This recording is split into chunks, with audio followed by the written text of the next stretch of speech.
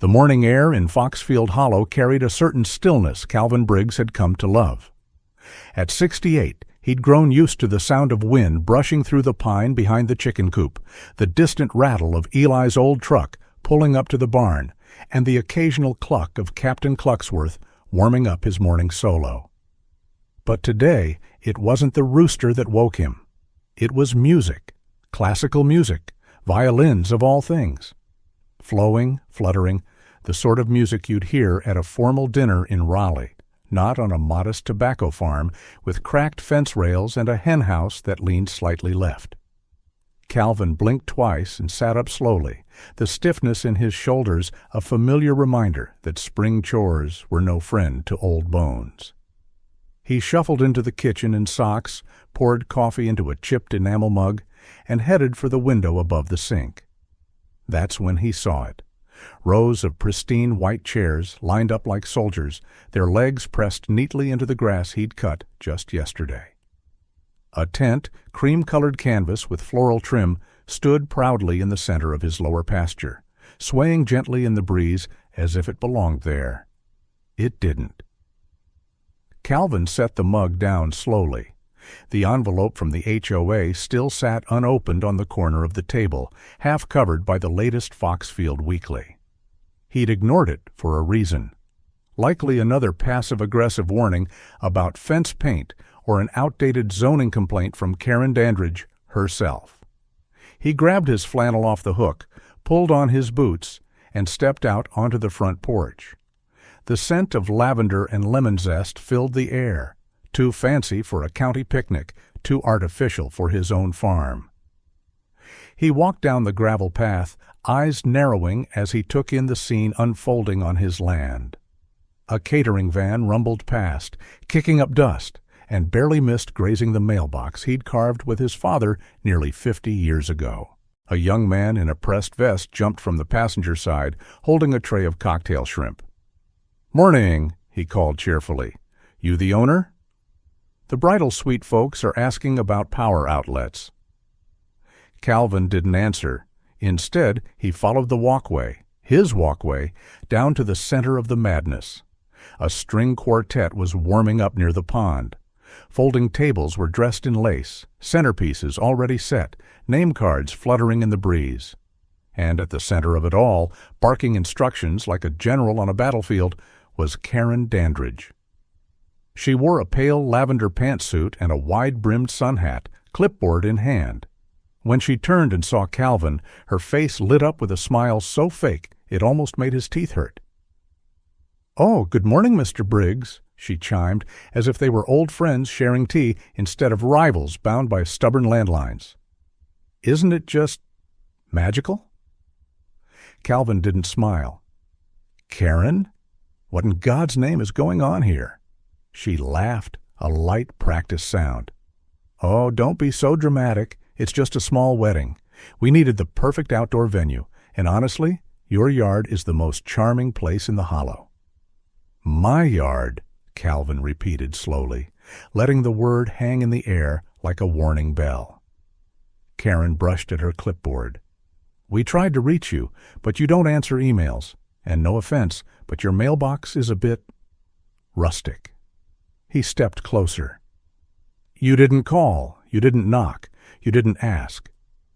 We're all part of the same community, Calvin. This is a community celebration." She pointed toward the tent. "The bride's family is from Asheville, very well connected. Think of it as good exposure for the town." Just then, the couple themselves approached, young, beaming, and blissfully unaware. The bride, Madeline Bell, wore a silk robe and clutched a bouquet of peonies.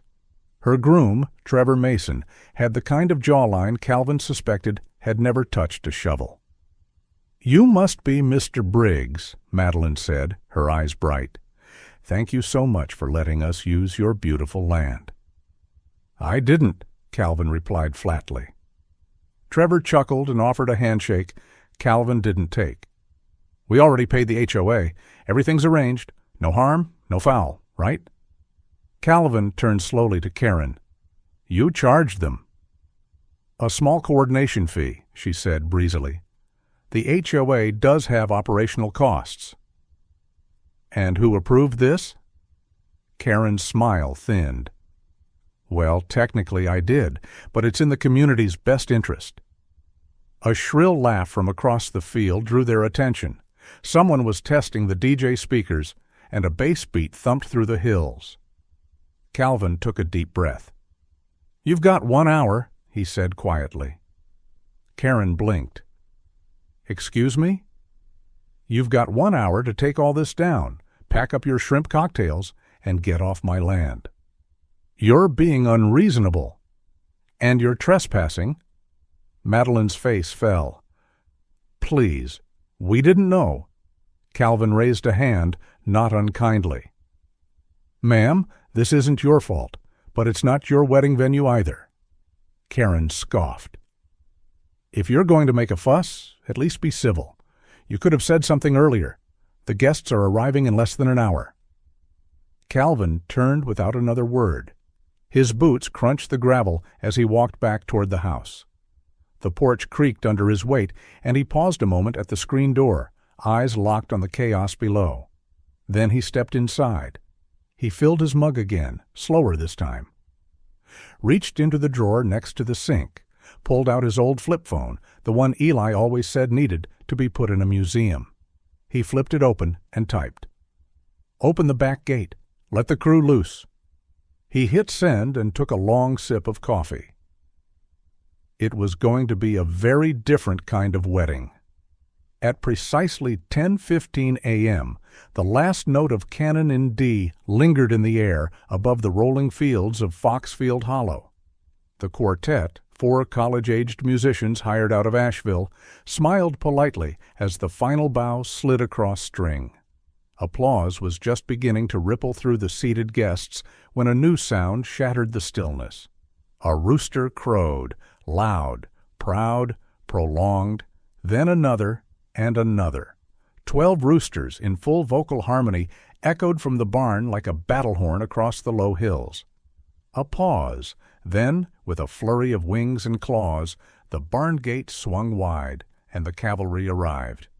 They came in a feathered wave, beaks pointed, wings flapping, talons scratching the dirt as they charged the wedding site with the confidence of generals and the coordination of chaos itself.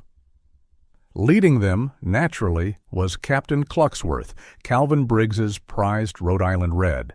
He was large, he was loud, and today he was on a mission. Guests froze in confusion as the birds fanned out across the seating rows, weaving through chiffon and lace. A woman shrieked. A young flower girl dropped her basket and ran. A groomsman, tall and stiff in an ill-fitting beige tuxedo, attempted to wave the birds away with a cocktail napkin, only to lose balance and land in a shallow decorative pond meant for photos. Clucksworth, meanwhile, made a beeline for the wedding arch. With 2 powerful flaps, he launched himself onto the top rail, then strutted along the floral garland as if inspecting the work of an enemy regime. When he reached the microphone stand, set up for a string of heartfelt toasts, he tilted his head and let out a crow that blasted through the sound system. The speakers amplified the cry across the entire field, echoing down into the town square. On the porch above, Calvin sat with one leg crossed over the other, Foxfield Weekly in hand, coffee still steaming beside him. He didn't even glance up. Eli McCoy stood just behind the barn, his work gloves tucked in his back pocket and a grin so wide it almost split his face. He watched as 2 hens, who had joined the chaos uninvited, began pecking curiously at the buffet table. The shrimp skewers didn't stand a chance. Karen Dandridge, who had been holding court near the seating area, dropped her clipboard. "What is happening?" Madeline Bell gasped as one rooster flapped across the front row, leaving a trail of feathers and footprints on the aisle runner. "Oh my God! Are these his chickens?" Trevor cursed under his breath and tried to usher his bride toward the tent. It's fine, let's just move to the side." But he tripped over a runaway gift bag and stumbled into the cake table. The cake, a 5-tiered ivory monument to sugar and ego, wobbled like a nervous gymnast, and then tipped. Down it came, straight onto the decorative registry table where Cluxworth had now descended. He didn't move an inch as frosting and sponge exploded beneath him. Instead, he began pecking at the guest book with slow, deliberate stabs, as if signing in. Gasps turned to screams. One elderly woman fainted near the mimosa station. A child cried. Someone shouted, "It's an attack!" Karen spun around, her face redder than the roses wrapped around the centerpiece vases. She locked eyes with Calvin, still seated, now turning a page of his paper. "You did this!" she screamed. Calvin looked up slowly. "Karen," he said, as though discussing the weather, "they live here." She stormed toward him. "Call them off." He sipped his coffee. "You're the one with the microphone." At the buffet, 2 roosters had launched into a dramatic dispute over deviled eggs. The scuffle tipped the table, sending trays flying. Macaroni salad splattered a bridesmaid's shoes. One guest slipped in potato salad and landed squarely in a folding chair. Eli approached from the barn, hands in pockets, whistling a tune only he and the chickens seemed to recognize. "We should have charged admission," he muttered. A photographer attempted to salvage the situation by snapping action shots, only to be knocked flat by a particularly enthusiastic rooster who had taken issue with his lens flash. Karen whirled again, desperately clutching her clipboard. "This is a violation. This is sabotage. I'm calling the police." Calvin didn't even blink. "Please do," he said, folding his paper neatly. "I'd love to explain." Somewhere behind the tent, Cluxworth let out another triumphant crow, sharp, echoing, and completely out of tune with the chaos below. By mid-afternoon, the wedding site looked less like a celebration and more like the aftermath of a small, feathered hurricane. White chairs stood overturned in crooked lines, flower petals were matted with frosting and dirt, and a lone gift box sat half-submerged in the punch bowl. Captain Cluxworth, now a local legend in the making, had taken up post beneath a folding chair near the buffet. He stretched his neck, fluffed his feathers, and promptly fell asleep. 2 patrol cars rolled up the gravel drive, their lights spinning gently, not in urgency, but in quiet warning. As the vehicles came to a stop, a hush fell over the remaining crowd. Officer Martinez stepped out first, clipboard in hand. He was tall, even-keeled, and had the kind of mustache that gave him automatic authority in small-town disputes. He took 1 step forward and promptly tripped over a wine bucket covered in feathers. He caught himself, sighed, and muttered, "Figures." Calvin was already waiting on the porch, sipping his second cup of coffee. He nodded in greeting. "Afternoon, Martinez," he said. "You know, last time you were here, it was a possum in the pantry. This one's louder." Martinez scanned the scene. "Looks like it." Deputy Lane joined him, a younger man still learning how to wear his badge without looking nervous. He nudged a tipped-over speaker with his boot and raised an eyebrow. "Wedding?" Karen Dandridge stormed across the field, hair frizzed from the humidity, clipboard once again in hand like a shield. "Officers!" she cried, voice pitched just above a shriek. "Arrest him! He released farm animals on a private event and ruined everything." Martinez held up a hand, calm and deliberate. "Ma'am, we'll need to get a few things straight first." He turned to Calvin. "Mr. Briggs, this your property?" Calvin nodded and reached into the pocket of his denim jacket. He pulled out a laminated folder, the kind you'd use for important things like family deeds, military records, or land rights handed down since before the town had streetlights. He handed it over without a word. Martinez flipped through the documents. His eyes moved slowly, methodically, as Lane peered over his shoulder. "Well," Martinez said finally, "this address, this lot, it's all registered under Calvin Briggs, zoned for agricultural use, no special permits filed for events." Karen stepped forward. That's where you're mistaken.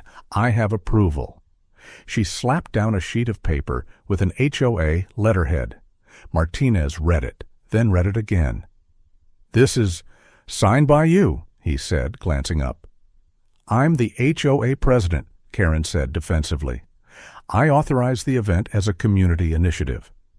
"Did the HOA board vote on it?" She hesitated. "It was a leadership directive?" Martinez raised an eyebrow. "Anyone else sign off?" Karen didn't answer. Trevor Mason, the groom, had been standing off to the side, arms crossed over a frosting-stained suit. He stepped forward now, jaw tight. "We wrote a check to the HOA," he said. $9,500. Karen said the land use was approved. Madeline, her veil now limp and speckled with rooster footprints, nodded beside him. "She told us the owner had agreed." Karen's face tightened. "I tried to contact him. He never answers his emails." Calvin, still calm, reached into his jacket once more and pulled out a small audio recorder. "You might want to hear this," he said. He pressed play. Karen's voice crackled through the speaker. "If he won't cooperate, we'll just go ahead and set it up. What's he going to do? He's not even in the HOA. We can frame it as community beautification." A beat. "And if he causes problems, I'll have legal draft up a nuisance claim, annex the pasture if I have to." Gasps broke out across the field. Even Deputy Lane blinked. Karen paled. Trevor took a step back like someone had just shoved a glass of cold water into his chest. "You lied!" The bride's father, who had been quietly seething behind the tent flap, now stormed forward, fists clenched. "You misrepresented everything. We'll be contacting our attorney immediately." Karen raised both hands. "Let's not be hasty." "Ma'am," Officer Martinez interrupted, "you may be facing charges for trespassing, misappropriation of HOA funds, and fraudulent representation of land rights. I strongly recommend you stop talking until we finish our report." Karen looked like she might faint. Her hand clutched the clipboard like it could save her from drowning. Nearby, HOA members began to drift apart from her. A few whispered. One woman folded her arms and stared at the ground. Another man muttered, "I knew this would catch up with her." Calvin simply leaned back against the porch post. The breeze had picked up again, carrying the scent of overturned coleslaw and trampled lavender. Karen straightened suddenly, as if regaining balance. "This isn't over," she said, teeth clenched. "We'll discuss this tonight. Emergency HOA meeting, 7 o'clock sharp." Calvin took one last sip of coffee, set the mug on the railing, and said with a half smile, "I'll bring Clucksworth. He's good with crowds." The Foxfield Hollow HOA clubhouse hadn't been this full since the great mailbox design scandal of 2011. Back then, the town had nearly come to blows over whether bronze or brushed nickel best suited colonial revival homes. Tonight, though, no one was fighting over curb appeal. The stakes were higher and far more personal.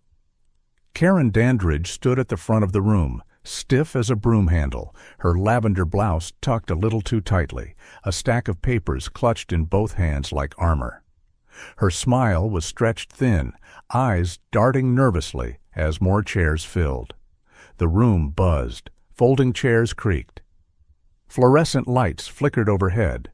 The usual potluck table sat neglected in the back, deviled eggs sweating under plastic wrap, lemonade untouched.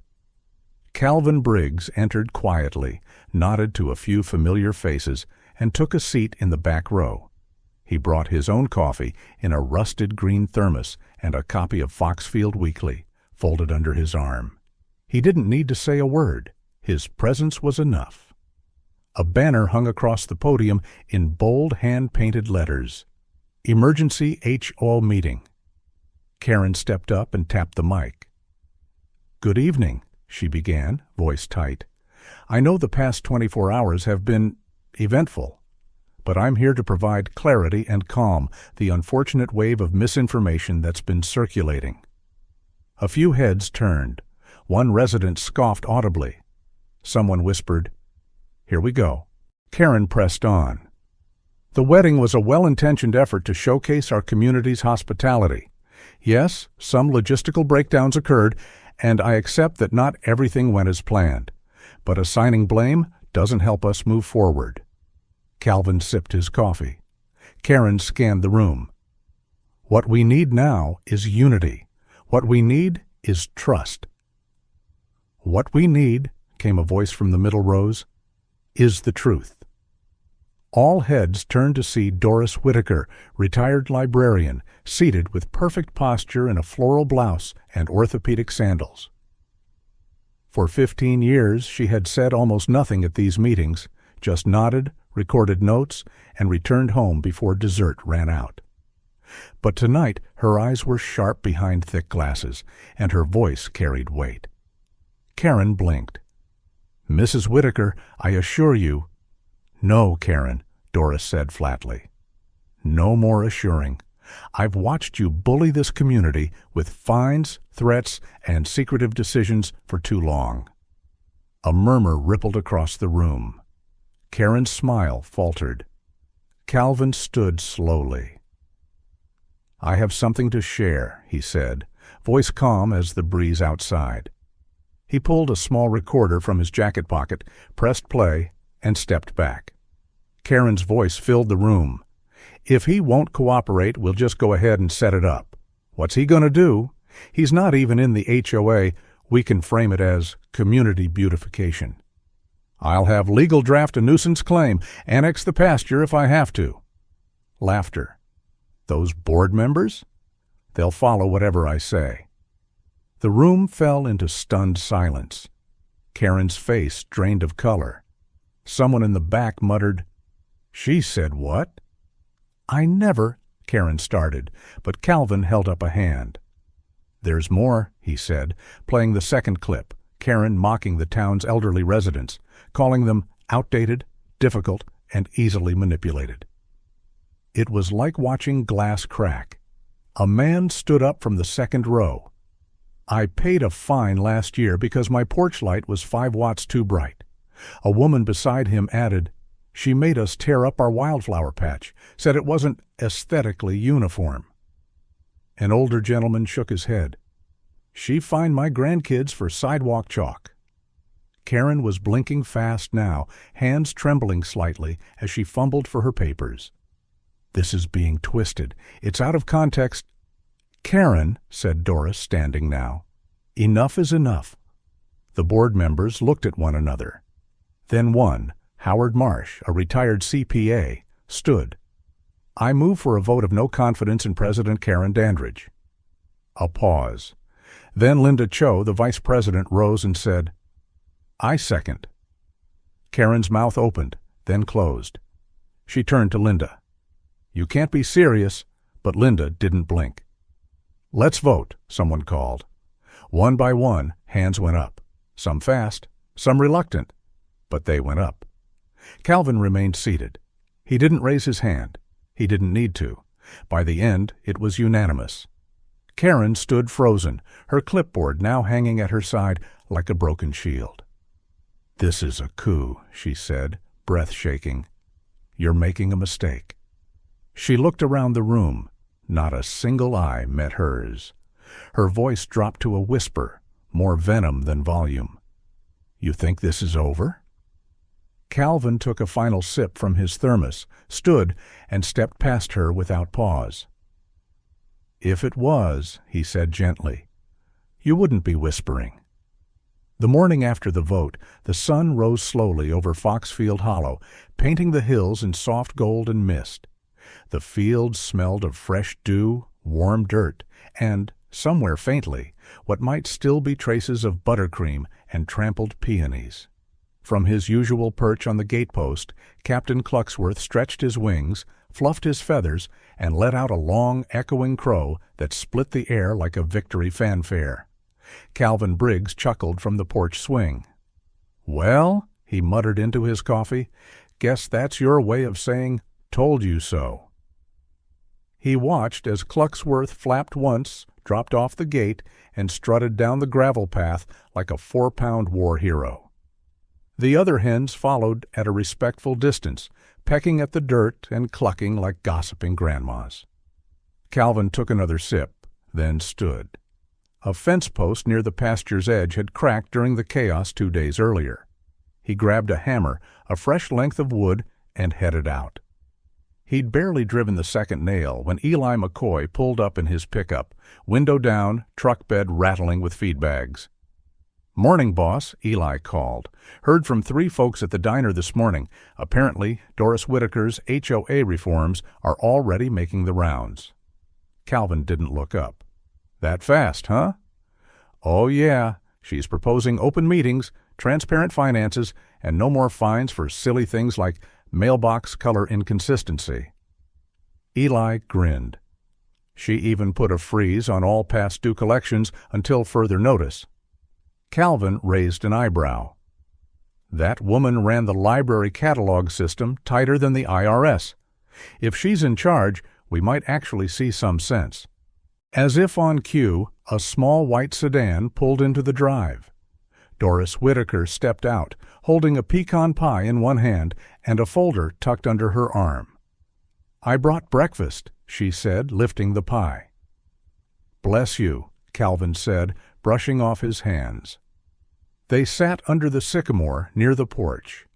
Doris served slices of pie on paper plates while Calvin poured coffee into mismatched mugs. "I came with a proposal," Doris said after the first bite. "We're redrafting HOA bylaws. No more annexing non-member land. Fair appeal process for citations. And I want you to host something." Calvin arched an eyebrow. "Not an event," Doris clarified. "A conversation. A monthly porch morning. Nothing formal. Just coffee, stories, neighbor talk. I think folks would show up, especially after recent events." Calvin leaned back in his chair. "You'll still run your meetings?" "Of course." "But you want me to run the unofficial ones?" Doris smiled. "Let's just call it the human ones." Calvin nodded. "As long as it's not under any HOA banner, I'll consider it." "Fair enough," she said, standing, "and if Cluxworth wants to moderate, that's his call." As she drove away, Eli returned from the barn, chuckling. "You seen it?" he asked. "Seen what?" Eli pointed to the side of the red barn. In bold white spray paint, messy but legible, someone had scrawled, "Cluxworth for mayor." Calvin stared at it for a long beat. "Whoever did that has terrible handwriting." "You want me to paint over it?" Calvin looked down at Cluxworth, who was currently standing on a hay bale, chest puffed and proud. "Nah," Calvin said. "Let the bird have his moment." The afternoon passed quietly. A few neighbors walked by the fence line, offering nods, smiles, even pie tins. One left a small paper bag labeled, "Sorry we didn't speak up sooner," with a jar of homemade peach preserves inside. Eli returned in the late afternoon with news. "Karen's house is up for sale," he said, handing Calvin a folded flyer. "Already marked as pending. Heard some out-of-town buyer with no interest in HOA politics snatched it up." Calvin didn't react, just leaned against the porch post and stared at the sky. The peace was unfamiliar, but welcome, until the mail arrived. Among bills and seed catalogs was a certified letter in a crisp white envelope. No return address, just a stamp marked County Development Office, Regional Zoning Division. Calvin opened it. Notice of proposed regional planning expansion. Phase 2. Foxfield, Hollow South. Parcel reassessment scheduled. He read it twice, then a third time. His jaw tensed, but he said nothing.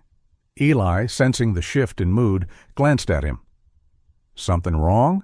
Calvin folded the letter neatly. "Nothing new." He set it down on the table, looked out across the fields. And in the distance, Cluxworth crowed again, slower this time, like a warning that peace, however brief, never lasts forever. Sunday arrived like an exhale.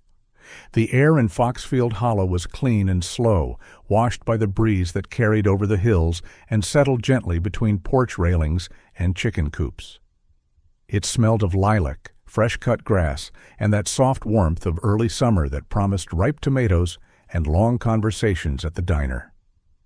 Calvin Briggs rocked slowly on his porch swing, a mug of diner coffee resting in one hand and a folded Foxfield Weekly in the other. He read in silence, letting each page breathe before turning. At the top corner of page 4, under a watercolor sketch of a barn and fence, was a short editorial. When the land speaks back. You don't borrow the land, you answer to it. Local resident. Name withheld. Calvin exhaled through his nose, not quite a chuckle, not quite a sigh. He took a sip of coffee, then set the paper aside. Across the yard, Cluxworth paced the fence line like a sentry with feathers. He paused occasionally to peck at the grass, fluff himself for emphasis, then carry on as though the safety of the entire county depended on it. From the mailbox, Eli McCoy called out, "You trimmed this hedge in the 90s or something?" Calvin didn't move. 87, Thanksgiving weekend. Wind took out half the fence, too. Feels like it's still holding a grudge, Eli muttered, hacking away at the stubborn branches. The sound of tires on gravel interrupted them both. A modest blue sedan turned into the drive and came to a cautious stop near the gate. Madeline Bell stepped out. Gone was the bridal hair, the tulle, the perfume. Today she wore jeans, a simple blouse, and a face that looked like it had finally exhaled after holding its breath too long. Calvin rose but didn't step forward. He waited. Madeline approached slowly, holding an envelope in one hand and a foil-wrapped pie tin in the other. "I wanted to apologize," she said quietly. "Formally, for the intrusion, for the mess." She offered the tin first. "Lemon pie, my mom's recipe. Still thinks food fixes everything." Calvin accepted it with a nod. Then she held out the envelope. "It's not much, just what we could manage to help with the cleanup. I know it doesn't undo anything." He opened it. A check, more than token, less than insult. He folded it and slipped it into his shirt pocket. "Fair enough," he said. She lingered.